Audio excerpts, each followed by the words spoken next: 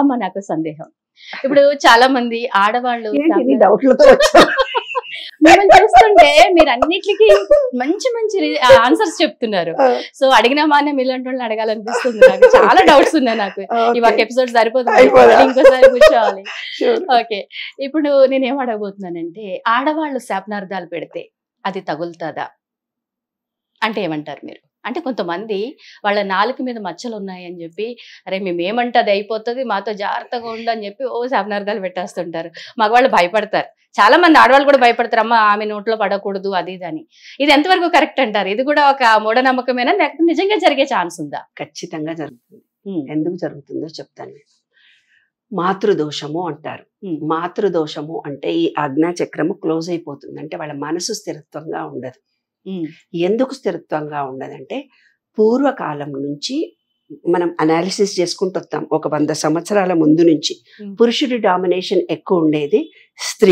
స్త్రీలు ఎక్కువ ఉండము, అంటే భర్త చనిపోయి పుట్టింటికి వచ్చిన వాళ్ళు ఎక్కువ మంది ఉండేవాళ్ళు. మనం స్టోరీలో విన్నది, మనమేం చూసింది కాదు, కానీ అప్పటి నుంచి అనాలిసిస్ చేసుకుంటూ వస్తాం, సైన్స్ ప్రకారంగా ఆలోచించుకుంటూ వద్దాం. ఎప్పుడైతే ఒక స్త్రీ విడోగా వచ్చి వాళ్ళ పుట్టింటికి వచ్చినప్పుడు అన్నతమ్ములు ఆమె ఆస్తినంతా వాళ్ళు అనుభవించి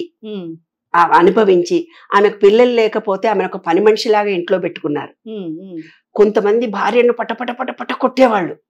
కొట్టి ఆమె ఏడుస్తూ సూసైడ్ చేసుకునేది. ఏదన్నా విషయం నోటు జారి చెప్తే చాలు, ఏ చిన్న తప్పు ఉంటే చాలు, వాడి కోపము కసంతా పెళ్ళాల మీద చూపించుకునేవాళ్ళు, లేదంటే అత్తలు కోడళ్ల మీద చూపించుకునేవాళ్ళు, లేకపోతే కొంతమంది పిల్లల మీద చూపించుకునేవాళ్ళు. అట్లా ఏదైనా ఒక స్త్రీ కన్నీళ్లు పెట్టి బాధపడి ఏడ్చి కంటతడి పెట్టుకొని మనస్తాపం కలిగి చనిపోతే 7 తరాల వరకు మాతృదోషం వచ్చి వాళ్ళ ఇంట్లో ఎవ్వరికి ఆడవాళ్ళు సుఖపడరు. వాడికి పెళ్ళామన్నా ఉంటుంది, భర్త ఉంటాడు, ఒక పిల్లగాడు ఉంటాడు, వాడికి పెళ్లి కాదు, పెళ్ళాం దొరుకుతలేదు, నాగదోషము, మాతృదోషము, ఏదో దోషము అంటుంటారు, పూజలు చేయిస్తుంటారు.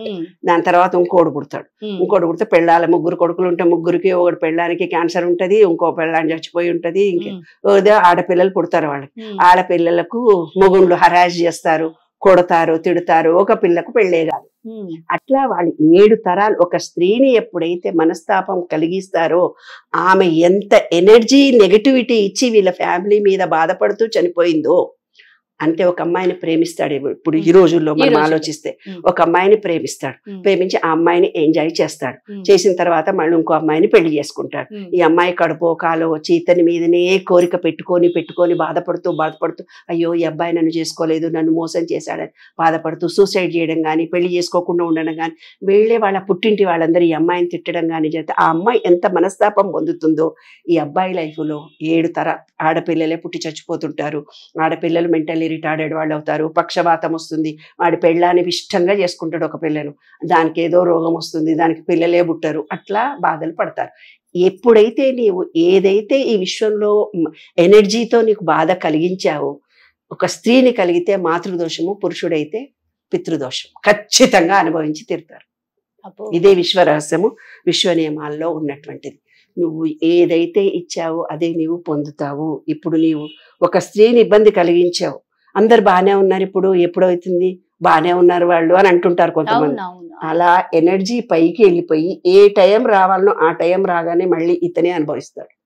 ఇతను అనుభవించకపోతే జన్మ చచ్చిపోడు, వాడు లాస్ట్ దాకా చావు రాదు. ఖచ్చితంగా ఆ స్త్రీ ఎంత శాపం పెట్టిందో, ఎంత బాధపడిందో అంత బాధ ఈ వ్యక్తి అనుభవిస్తే చచ్చిపోతాడు, లేకపోతే చచ్చిపోడు. నేను పరాయి స్త్రీని చేశాను కదా, నన్ను ఎవడు చూడొచ్చాడు అనుకుంటాడు. ఒక భర్త ఏమనుకుంటాడు, భార్యనే చేశాను కదా నాకంటే తక్కువది అనుకుంటాడు. కొంతమంది పని వాళ్ళని కూడా ఇబ్బంది కలిగిస్తారు కదా. ఒక స్త్రీ పని మనిషి ఇంట్లో ఉంటుంది, ఆమెను ఏదో బ్లాక్ మెయిల్ చేస్తారు, అనుభవిస్తారు, జీతాలు ఇవ్వరు, ఏదో రకంగా కష్టపెడతారు కదా. అప్పుడు శని దోషం పట్టినందని, రాహుకేతు దోషం పట్టిందని, ఎప్పుడైతే అతనిలో నెగటివిటీ ఎక్కువ పెరిగి అతనికి బ్యాడ్ టైం రాగానే అతను చేసిన పాపం అనుభవించే చచ్చిపోతాడు. అంత బాధ వేరే రూపంలో పడే చచ్చిపోతాడు. ఇప్పుడు పిల్లలు చేసినాయి అంటే పిల్లలకి తెలుస్తాయి, మనం ఇది చేసాము, ఆ అమ్మాయికి మనం అన్యాయం చేసాము, ఎవరు చూడలేదు కదా అనుకుంటున్నారు. తాతల కాలంలో జీన్స్ డిఎన్ఏలో వస్తుంది, ఖచ్చితంగా వాళ్ళు అనుభవించాల్సిందే. డిఎన్ఏలో వస్తుంది. పెళ్లిళ్ళు కావు, మొగతనం ఉండదు, పిల్లలు కలిగే. ఒక అమ్మాయికి చూడవే, నేను అంతా విచిత్రంగా నేను వచ్చిన కేసుల్లో నేను చూస్తుంటే నాకు బాగా తెలుస్తాయి. ఒక అమ్మాయికి 6 నెలల పిండమే పొట్టలో ఉంటుంది, 6వ నెల పుట్టుకుని బయటకు వచ్చేస్తుంది. ఆ జీన్స్, ఆ డిఎన్ఏలో వచ్చిన జీన్ ఏదైతే ఈ అమ్మాయిలో అది డెఫిషియన్సీగా వచ్చింది, 6 నెలల పిండం వస్తుంది, 6వ నెల అబార్షన్. అబ్బా, అందుకే చాలా మంది స్త్రీ పుట్టి చచ్చిపోతారు, పిల్లలు పుట్టి చచ్చిపోతుంటారు 3 నెలల పిండం, 6 నెలల పిండం. అదెందుకు? 3 నెలలు ఒక ఆమెకు 3 నెలలు ఎంత కొంత డబ్బు 3,000 4,000 6,000 ఎవరి దగ్గర దొబ్బేసుకున్నాను, తీర్చలేదు. 3 నెలల పిండమే వస్తుంది, ఆ 3 నెలలో 2 నెలలో ఉంటుంది. నేనేమనుకున్నాను, దాన్ని నేను మోసం చేసి డబ్బు సంపాదించుకున్నానా అని అనుకున్నావు. 5,000 6,000 3,000 ఎవరికో ఇచ్చి ఇవ్వకుండా మోసం చేసావు, లేదా వాళ్ళ బంగారమో ఏదో దొంగతనం చేసుకొచ్చావు.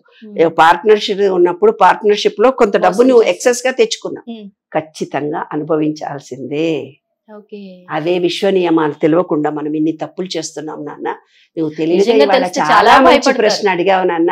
విశ్వంలో 12 సూత్రాలు ఉన్నాయి నాన్న. ఆ 12 సూత్రాలు కనుక మనం తెలుసుకుంటే జీవితంలో మనం తప్పు చేయరు, మనం బాధపడము, కన్నీళ్లు పెట్టము, ఎవరు ఏడవరు, ఎవరి సమస్య వాళ్లే సాల్వ్ చేసుకోవాలి. నిర్మల మేడం, మీరు చాలా పవర్ఫుల్. మీరు మాట్లాడండి అంటే నేను మాట్లాడితే నా కోరికలు తీరుతాయి, నీ కోరిక ఎట్లా తీరుతాయి? కాబట్టి నీ కోరిక నువ్వు తీర్చుకునే ఎనర్జీని నువ్వు గెయిన్ చేసుకోవాలి. అందుకని అంటారులో ఉంది, ఆడవాళ్ళ ఉసురు తగులుతుందిరా ఎప్పటికైనా, కంట కన్నీరోలకి తొలగి. ఎవరైతే భార్యను చాలా హింసిస్తారో సేమ్ అల్లుడు దొరికి ఆ బిడ్డ కూడా అంత ఏడుస్తుంది. ఏడ్చి వేస్తే గాని వీడు బాధపడి, పెళ్ళాన్ని ఎంత తిట్టినప్పుడు హరాస్ చేసినప్పుడు ఏడ్చిందో, అల్లుడంత హరాస్ చేస్తుంటే కూతురు ఏడుస్తుంటే వీడు ఏడవాలి. అప్పుడే అతని జన్మ. కొంతమంది కావాలని శపిస్తా ఉంటారు. ఇప్పుడు ఒక అబ్బాయిని ఇష్టపడిన అమ్మాయి ఆ అబ్బాయి నో అనేసరికి అబ్బాయి వైపు తప్పు లేకుండా అమ్మాయి శపిస్తే, ఇదిగో విశ్వం అనే దాంట్లో ఏది మంచి ఏది చెడు ధర్మంగా డిసైడ్ ఉందో అది ఎప్పుడు డిసైడ్ చేస్తుంది. దాన్నే ఆత్మ అన్నారు. చిత్రగుప్తుడు రికార్డ్ చేస్తాడన్నాడు అంటే ఎవడో వచ్చి రికార్డ్ చేయడు, సెల్ ఫోన్ లో చిప్పులాగా చిత్రంగా గుప్తంగా రికార్డ్ అయ్యే చిప్ అంతే. చిప్ ఉంది, సీసీ కెమెరా నీలోనే ఉంది, అది రహస్యం, అదే విశ్వ రహస్యం. ఈ చిప్ ఏం చేస్తుంది? చిత్రంగా గుప్తంగా రికార్డ్ చేసే చిప్. కాబట్టి సెల్ ఫోన్ లో నువ్వు నిర్మల అని ఇంగ్లీష్ లో కొట్టుకున్నావు, మీ ఆయన ఇంకెవరో వచ్చి మీ అమ్మనో ఎవరో వచ్చి నిర్మల అని తెలుగులో కొడుతుంది, వస్తానా? రాదు, మారద్దే. అదే విశ్వ రహస్యం. ఇంకోటమ్మా, మనకే సీసీ కెమెరా ఉంటే మన ఆలోచనలు మన ప్రతిదీ రికార్డెడ్.